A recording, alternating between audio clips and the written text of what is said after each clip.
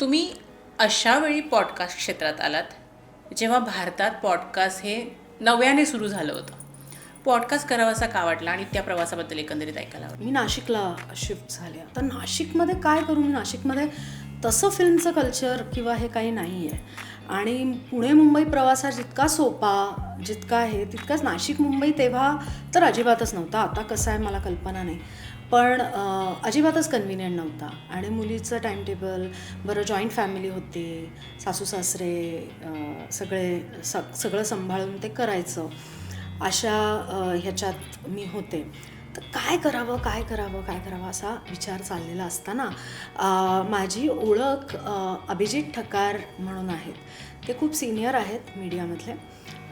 त्यांच्याशी झाली आणि ते म्हणाले, काय करतेस सध्या तू रीमा?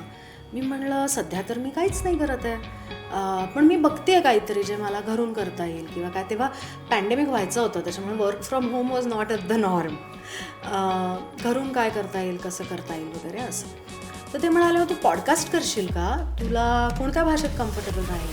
मी म्हणलं, कोणत्याही, इंग्लिश, हिंदी, मराठी असेल तर उत्तमच, काहीच प्रश्न नाही. म्हणून ते म्हणाले, करून तर बघ. आणि जेव्हा त्यांनी मला हे सांगितलं, 2018 सालची गोष्ट आहे, तेव्हा मी पहिल्यांदा त्यांना विचारलं, पॉडकास्ट म्हणजे काय?